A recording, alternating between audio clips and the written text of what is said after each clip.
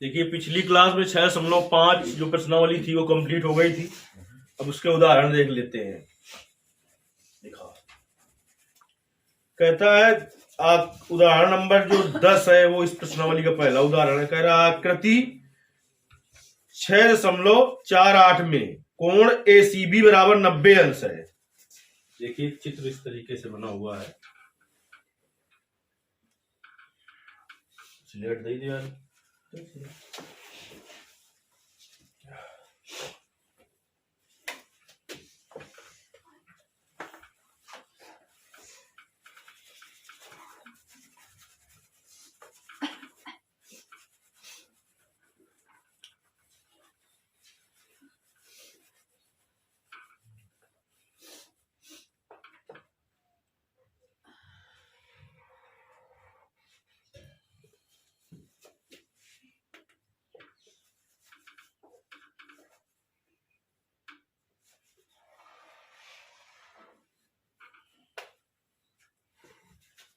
छोटे बंदे का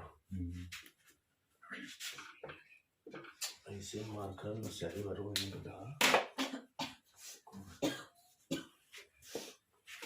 ए है यहाँ पर क्या है सी और यहाँ पर बी है। किताबों किसी के पास है क्या यार? लो दिखाई नहीं रहा कहाँ है तो हमारे तो कहाँ है।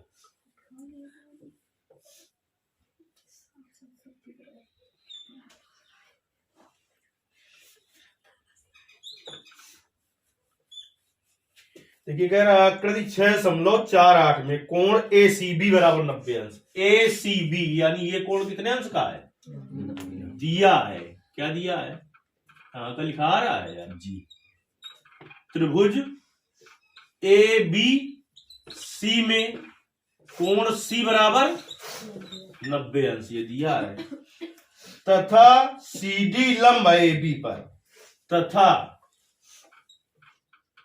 CD लंब है AB पर। तो इसका मतलब कि कोण D बराबर भी कितने अंश का है? इधर का हो चाहे इधर का हो 90 का होगा। इसको समीकरण 1 डाल दें, इसको 2 डाल दें। अब इसके बाद कह रहा है सिद्ध कीजिए। सिद्ध क्या करना है? सिद्ध करना है कि BC स्क्वायर बटे AC स्क्वायर बराबर BD बटे AD। कौन कौन सिद्ध कर लेगा? देखिए जिसे पाइथागोरस प्रमेय जो हमने बताई थी, पाइथागोरस प्रमेय हमने बताई थी, जो उसको सिद्ध कर लेता होगा तो वही सेम है ये। बस उसमें ये था कि इससे 2 समीकरण जो बन के आएंगे इसमें भाग देना है, उसमें हमें जोड़ना था, पूरा करना वैसे है। तो पाइथागोरस प्रमेय हमने बताई थी। तो किसको आती है पाइथागोरस प्रमेय? पाइथागोरस प्रमेय और ये बिल्कुल सवाल एक ही है। वहां पर समीकरणों को हमने जोड़ा था, यहां पर समीकरणों को क्या करना है? भाग देना है। चलिए इतनी याददाश्त कहाँ है तुम्हारी? अपना नाम तो याद नहीं रख पाते हो तुम, नहीं?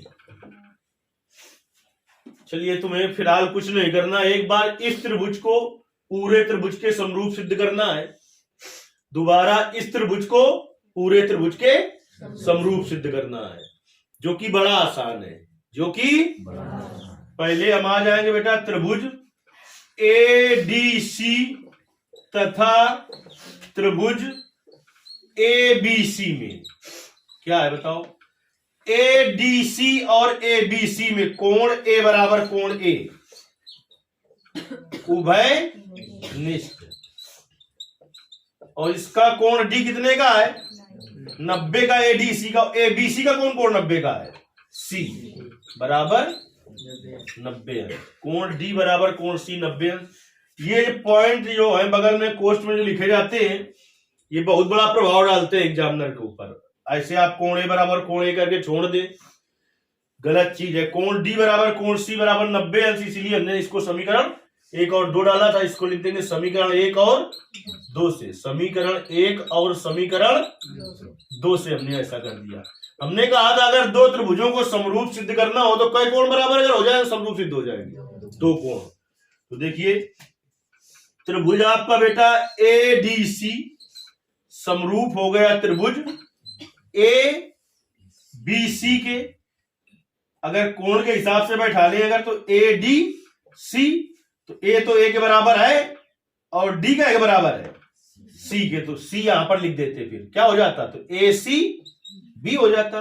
तो ACB की समरूपता से, A समरूपता से। अब बारी आई कि अगर त्रिभुज समरूप है तो आप जानते होंगे कि समरूप त्रिभुजों की संगत भुजाएं कैसी होती हैं, आनुपातिक होती हैं। तो लिखोगे चूंकि हम जानते हैं कि समरूप त्रिभुजों की संगत भुजाएं कैसी होती है। इसके बाद हमने तुम्हें बताया था कि तुम्हें बिल्कुल परेशान नहीं होना है। क्या करना है तुम्हें केवल ये करना है कि दोनों त्रिभुजों को, एक त्रिभुज को लिखना है, फिर दूसरे त्रिभुज को उसी के जैसे समरूप हुआ है उसको भी उसी के हिसाब से लिख लेना है। जैसे कि पहले वाले को हमने लिख लिया, मान लो कि किसको लिख लिया, ADC को।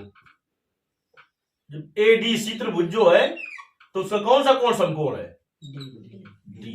तो दूसरा त्रिभुज था आपके पास ABC, तो ABC तो लिखेंगे लेकिन कौन कौन किसके बराबर है, A के बराबर है, तो A यहां लिख देंगे। D किसके बराबर है, C के, तो C कहां पर लिखेंगे, यहां पर लिखेंगे। तो फिर क्या लिखेंगे यहां पर है B, इससे इसको मिला दिया। इसके बाद हमने देखा कि सिद्ध करने में कहीं पर भी बेटा क्या नहीं आ रहा है, CD की चर्चा कहीं पर नहीं है। CD की चर्चा है क्या सिद्ध करने में कहीं पर, तो इसको निग्लेक्ट करो। CD के ही समरूप कौन सी है? संगत, सॉरी समरूप नहीं, संगत कौन सी है, BC। तो इसका भी काम खत्म हुआ। तो यहां पर लिखोगे जब, चूंकि हम जानते हैं कि समरूप त्रिभुजों की संगत भुजाएं कैसी होती है, अनुपातिक होती है। तो AC बटे क्या हो जाएगा बेटा, बताओ, नीचे करोगे आप AC बटे इसकी संगत क्या है, AB बराबर AD बटे AC। त्रिया गुणा कराओ तो क्या हो जाएगा बेटा, AC स्क्वायर बराबर AB गुणते AD। समीकरण नंबर 3। अभी तक कुछ दिक्कत हुई हो बताओ, है? अब देखिए हमने तुम्हें पहले समझा दिया था, एक बार इस त्रिभुज को बड़े वाले त्रिभुज के समरूप सिद्ध करना है, दोबारा इसको। भूल गए हो अगर तो पाइथागोरस प्रमेय भी यही है जब हम बता रहे हैं। तो फिर से हमारे त्रिभुज किसमें बेटा, त्रिभुज हम लिख दें BDC तथा त्रिभुज है BCA में। क्योंकि पहले से हमें दिखाई पड़ने लगा कि कोण B के बराबर होगा, उभयनिष्ठ है, और कोण D कोण किसके बराबर आएगा, C के बराबर आएगा। कोण B बराबर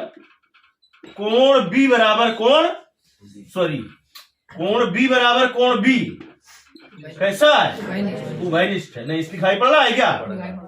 और कोण D बराबर कोण C बराबर 90 अंश कहां से, समीकरण 1 और 2 से, समीकरण 1 और समीकरण 2 से। तो देखिए इन दोनों त्रिभुजों में क्या कोण बराबर हो गए, तो त्रिभुज BDC समरूप त्रिभुज BCA की समरूपता से, AA समरूपता से। फिर स्टेटमेंट लिखोगे, चूंकि हम जानते हैं कि समरूप त्रिभुजों की संगत भुजाएं कैसी होती हैं, अनुपातिक होती हैं।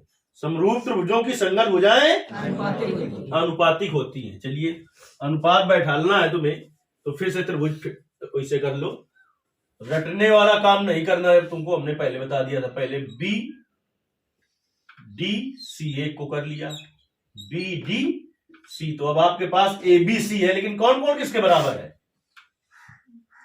B के बराबर है और D C के बराबर है। तो C यहां पर लिख दें, तो फिर ए कहां पर होगा, ऊपर होगा। फिर से आप देखिए कि भुजा का काम नहीं था, सीडी का काम नहीं था, तो फिर किसका काम नहीं है, एसी का। अब अनुपात बैठा लिए, क्या होगा, बीसी बटे एबी।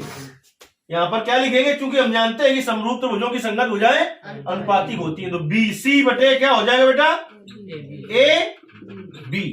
ये इसके संगत है, तो इसके संगत क्या है, बीडी बटे बीसी, बीडी बटे बीसी। त्रिया गुणा करा तो क्या आ जाएगा बेटा, बीसी स्क्वायर बराबर A B into B D, समीकरण 4। यहां तक पाइथागोरस प्रमेय में भी यही करना है हमें, नहीं जिसको याद है तो आप सीख लो। पाइथागोरस प्रमेय करनी होती तो हमें क्या करते, समीकरण 3 में 4 जोड़ देते तो पाइथागोरस प्रमेय सिद्ध हो जाती, समीकरण। लेकिन यहाँ ये हमें जो सिद्ध करना है तो इस दिखाई पड़ रहा है, खुद इससे देख के बताओ क्या करें, 3 में 4 का भाग दे कि 4 में 3 का भाग दे, समीकरण। ऊपर बीसी स्क्वायर आना चाहिए, कितने यार मूर्ख हो, बीसी स्क्वायर कैसे आएगा जब समीकरण 4 में समीकरण। अगर पाइथागोरस प्रमेय करनी होती तो क्या करते आप, इतना करते हैं, उन दोनों समीकरणों को जोड़ देते। तो आप सोच रहे होगे कि कैसे हो जाता, देख लो ये कोण सी है 90 का, तो इसके सामने भुजा कर्ण होती, पाइथागोरस प्रमेय होती तो मैं सिद्ध क्या करना होता, ए बी स्क्वायर बराबर A C square plus B C square. तो देखिए इधर हो गया A C square plus B C square, इन दोनों से ए बी कॉमन हो जाता, ए बी बाहर रहता तो ए डी धन बी डी क्या हो जाता, ए डी धन बी डी, फिर से ए बी हो जाता, ए बी गुणते ए बी स्क्वायर हो जाता है। यही पाइथागोरस प्रमेय की नहीं है। तो देखिए यहां से 2 सवाल हो गए जिससे पाइथागोरस प्रमेय नहीं आती, तो फिर से हमने बता दिया ऐसा हो जाता। अब आपको बेटा समीकरण 4 में सीधे समीकरण 3 का भाग दे देना है। समीकरण 4 में समीकरण 3 का भाग देने पर, यह सवाल इंपॉर्टेंट है 2 तरीके से, क्योंकि इसी में हमने क्या बता दिया आपको, पाइथागोरस प्रमेय, जो कि मोस्ट इंपॉर्टेंट प्रमेय है। 3 मोस्ट इंपॉर्टेंट प्रमेय बताई थी, और मोस्ट इंपॉर्टेंट प्रमेय है, फिर भी तुम्हें इतनी अच्छी तैयार है कि क्या बताएं, हमें शर्म आती है, तुम्हें आए चाहे ना आए। कौन आए कहे मर्तनों की हो। समीकरण 4 में 3 का भाग दो तो बीसी स्क्वायर बटे ए सी स्क्वायर बराबर A B into B D बटे A B into A D. तो ए बी से ए बी कट गया, इतना होशियार मत बनना कि डी से डी काट दो, डी से डी काट दो तो बी बटे ए बचे, कहते होशियार ज्यादा हो, नहीं है।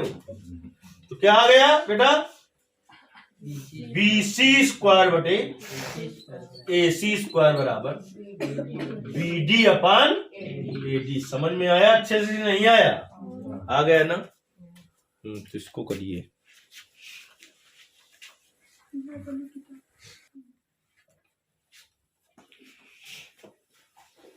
देखिए उदाहरण नंबर 10 था आपका, अब उदाहरण नंबर 11 देखते हैं।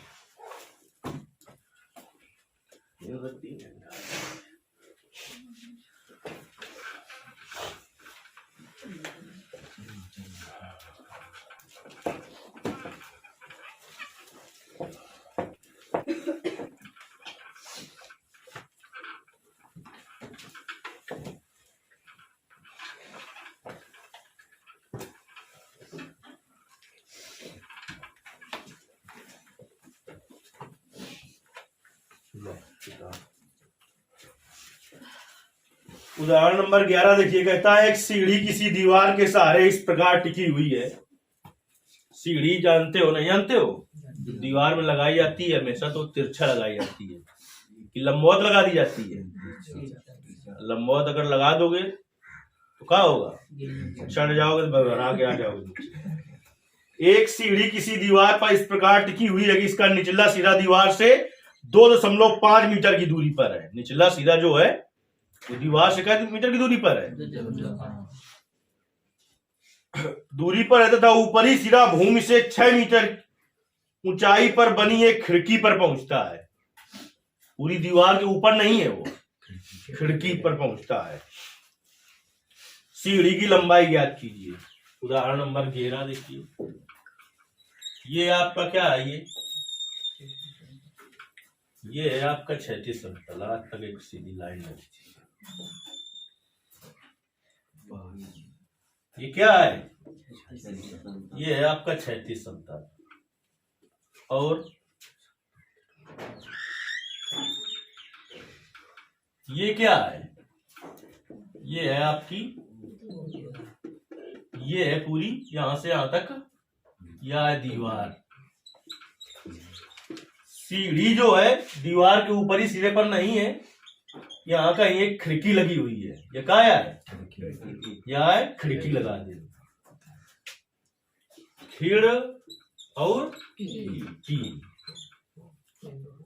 बिंदु ए में खिड़की लगी है। ठीक, अब सीढ़ी देखिए क्षैतिज समतल के एक बिंदु पर है, कहीं पर क्षैतिज समतल पूरा है, पूरी जमीन पर नहीं लगी, यहां पर कहीं पर लगी है। ठीक, तो ABC, इसका जो सीढ़ी का ये निचला सिरा होगा वो ऊपरी सिरा होगा। तो सीढ़ी का जो निचला सिरा है वो दीवार से कितने मीटर की दूरी पर है, 2.5 मीटर की दूरी पर है। ठीक, ऊपरी सिरा जो है वो, ऊपरी सिरा जो है तो 6 मीटर की ऊंचाई पर बनी एक खिड़की पर है।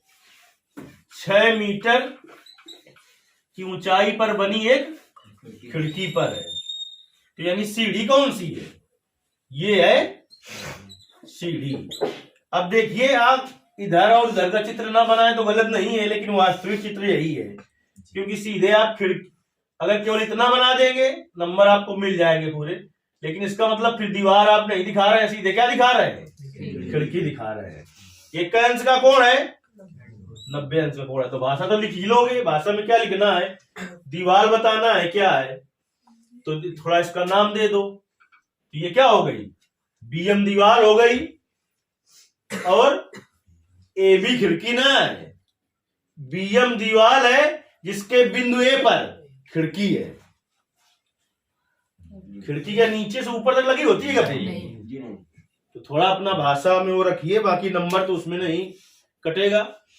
क्षैतिज समतल के एक AC एक सीढ़ी है जिसका ऊपरी सिरा खिड़की A पर है और निचला सिरा भूमि के बिंदु C पर है, जो कि दीवार से 2.5 मीटर की दूरी पर है। अब ये कैसा त्रिभुज है, समकोण त्रिभुज है। तो इस पर क्या लगा देंगे हम, पाइथागोरस प्रमेय। तो लिखेंगे समकोण त्रिभुज ABC में पाइथागोरस प्रमेय से। देखिए पाइथागोरस प्रमेय से क्या हो जाएगा, 90 अंश के सामने भुजाकारण, तो हो जाएगा AC स्क्वायर बराबर AB square plus BC square. देखिए AB का मान 6 का स्क्वायर, BC का मान 2.5 का स्क्वायर, 6 का स्क्वायर 36, 25 का स्क्वायर कितना होता है 625, 2 अंक बाद दशमलव हो जाएगा, क्योंकि 2.5 2.5 करोगे तो 36 और 6 कितना होता है 42.25। ये हो जाएगा AC स्क्वायर बराबर आ गया 42.25। तो AC बराबर क्या आ जाएगा, AC बराबर √42.25। तो इसका वर्गमूल कितना निकल आएगा 6.5 मीटर। सीढ़ी की लंबाई कितनी होगी 6.5 मीटर की होगी। चलिए करिए इसको।